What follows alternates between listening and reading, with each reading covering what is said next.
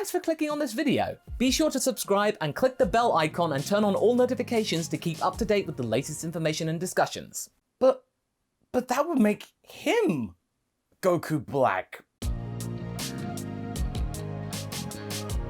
Hey guys, MasakoX here. One of the biggest things in Dragon Ball is the adventure of Goku. Without it, we wouldn't have had the mystical journey of Goku and Bulma as they go out into the world gathering the Dragon Balls and getting their wishes, or getting some wishes eventually. There was an important event that had to happen in order for all of that to occur in the first place. And that? Well, that is of course the bump on the noggin that the boy had sustained one day in Grandpa Gohan's care. Now that effectively was the first instance in the Dragon world, as we know it, where a character that we were accustomed to turned good. Okay, Masako, what do you propose then? Well, instead of me doing the traditional thing of having a bad guy turn good or something like that, it's become a trope these days, how about if a certain someone stayed evil? Yeah, I bet you didn't see that coming now, did you? Yeah? Okay, you totally did see that coming.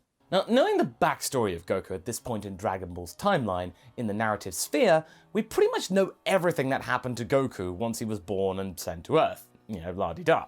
If you're asking if we're using the minus canon or the original canon, we're going to try and do what we did with Gine and kind of mix the two up. Mostly using the minus canon for when Goku's sent off, and that means Gine and Bardock are the ones to send little Kakarot away to Earth instead of him being sent off eventually later by Bardock. But there's also the fact that little Kakarot can't read or talk. What reason?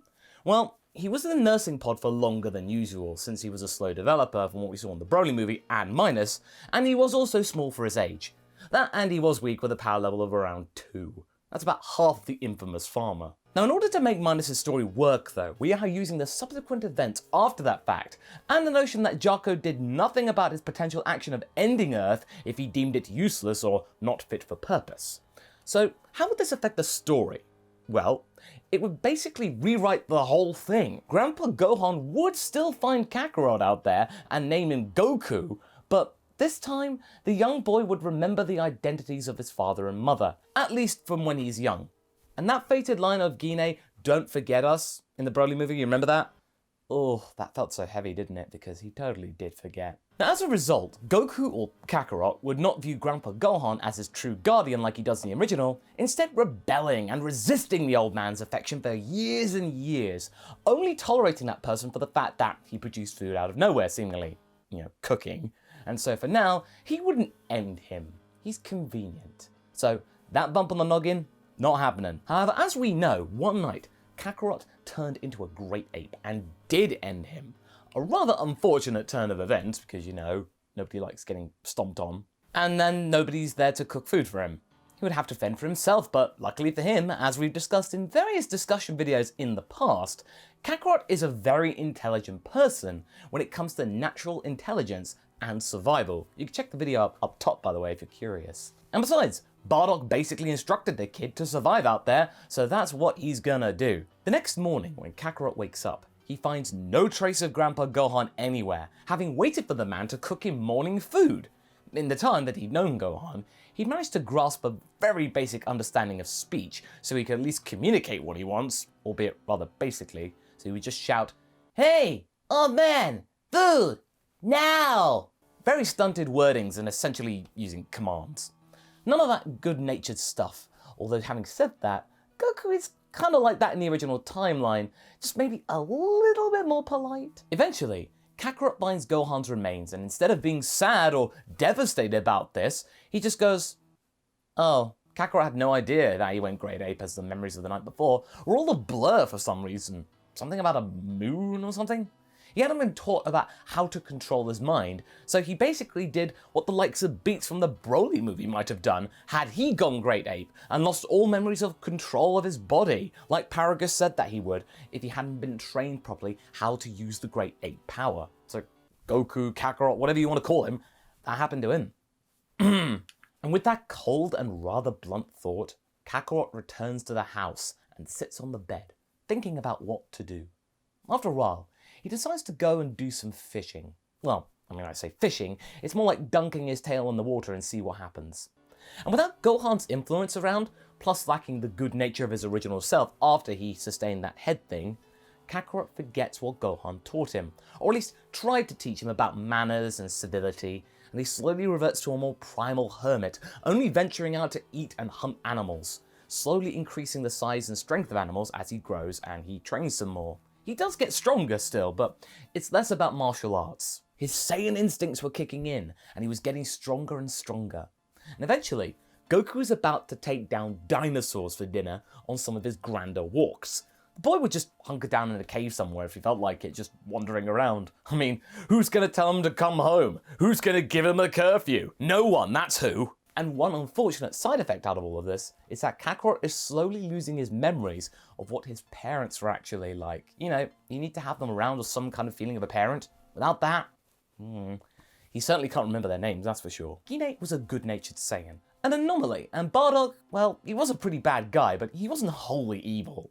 No character out there is truly good or truly evil, just certain degrees of each. Without exposure to humanoid contact especially, being in the middle of the woods, Kakarot is essentially regressing to a monkey. We then get to age 750, over a decade since Kakarot arrived on Earth. This is when Bulma is on her quest to find the Dragon Balls. This is the big mistake in this timeline.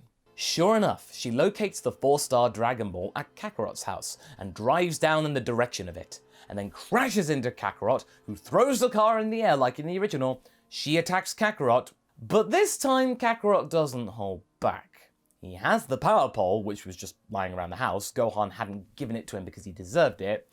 You know, he hadn't earned it, he just found it. It's like, oh hey, cool. And found out how it worked, and begins to start wailing on the car repeatedly until it scares the living daylights out of Bulma. And she's there trying to defend herself, but this is just making Kakarot angrier and angrier. Leave alone now! Bulma escapes the wreckage of her car and tries to run away, but Kakarot uses the pole to extend it and use it as some kind of pole vault, sending him flying through the air and landing a heavy kick at the back of Bulma's head, knocking her out. Kakarot now, having sensed the trespasser is no longer a problem, heads back to the house.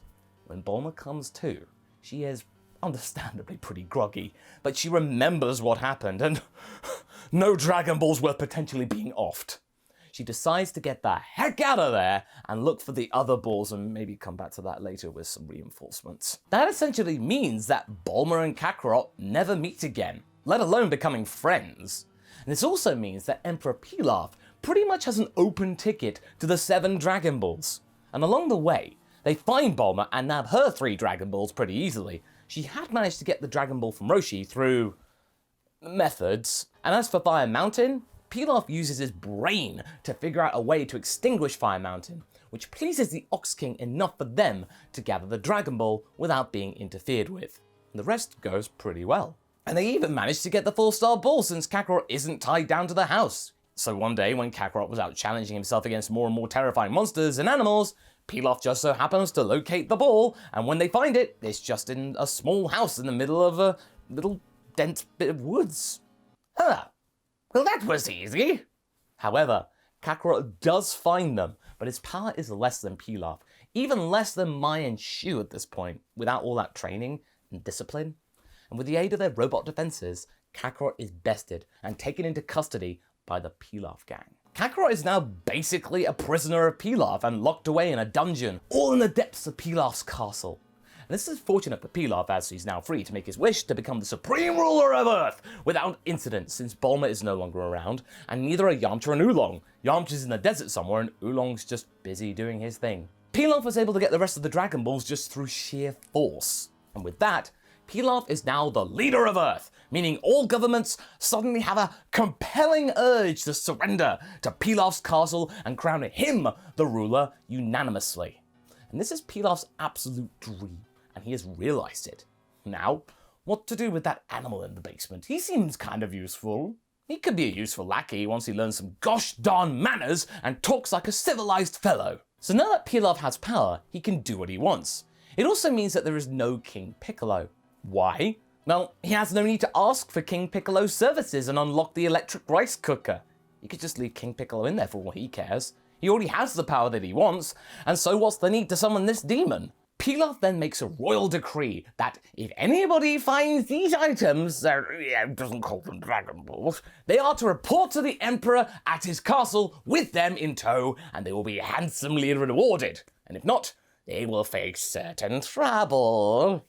And as for Kakarot, his survival instincts are kicking in, and he chooses to bide his time and serve this nincompoop for the time being. One night, the full moon is out, and Kakarot is tending to Pilaf's bidding outside until he looks up at the sky and he turns into a great ape, and soon towers upon the castle, causing absolute havoc and chaos.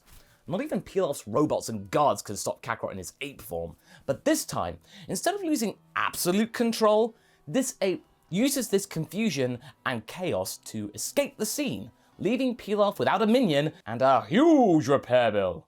Oh, no matter, he's the king, it doesn't matter. After that, Pilaf decides that the next wish that he'll ask for is to become super strong! Stronger than the strongest being on the planet ever! That, according to a pamphlet for DBZ Movie 6, is Ox King at a power level of 900, so Pilaf asks for a power of 901! Yeah! And if that monkey comes back again, Pilaf will be ready! Oh, Pilaf, you've not counted for Raditz, have you? And sure enough, another decade later, Raditz appears on Earth to find an empire in his midst. Pilaf's influence on the world has become truly immense and all-spreading. The world is reliant on Pilaf's income and economy.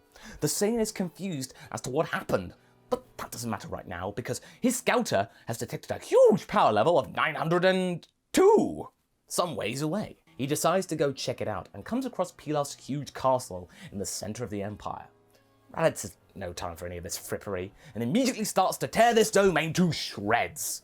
Pilaf finds out about this and thinks that, oh, this is just some stunt to challenge my authority and power. Oh, a quick punch will be enough to stop this rebellion. However, he didn't count on Raditz's power of 1400. Not only that, but Pilaf had not trained nor asked for more power. He got what he wanted. He didn't want to train or anything. This was enough. He just wanted more money. He just wanted to say he was stronger than everyone else, and if he had to demonstrate it, that nobody would dare challenge him again or question him, he'd just go, boop, ha! Yeah, just asking for money for wishes is easy, and it makes him even richer. He doesn't have to worry about losing money. He didn't expect anyone to actually engage him in combat seriously, and unfortunately, Raditz does just that and swiftly eradicates him. With that over and done with, the Pilaf Empire falls apart, sending Earth into absolute confusion. Raditz then scans around for other power levels, which may be akin to a Saiyan. However, Kakarot's power isn't as high as in the original, so it takes Raditz days to find Kakarot amongst all the other powers, because the Red Ribbon Army is still around, but since Pilaf commanded the world, it had become a subsidiary for the Pilaf Empire, and therefore less influential than before. Plus, they didn't have the bit between their teeth about trying to get revenge on Goku. And eventually, Raditz finds Kakarot in the woods, wearing his same stretchy Saiyan armor, but it looks pretty worse for wear. Not to mention that it stinks. Kakarot looks up and spots Raditz. This being looks familiar. Brother, I finally found you! Brother? You? Yes! Are you blind? It's me, Raditz! It clicks. The hair is that of another being that was around his nursing pod. Kakarot relaxes his muscles a little and looks at Raditz with less malice. Well, well, well. It seems that you failed your mission, Kakarot. Weren't you supposed to conquer this world? What is Raditz talking about? Seriously? You don't remember your mission? Well, with a power level of less than 100, no wonder. That blue twerp is way stronger than you. Oh, jeez. How did that happen? Kakarot has no clue what to say. Raditz can sense that he is the superior one here. Plus, it seems that Kakarot has barely learned how to talk.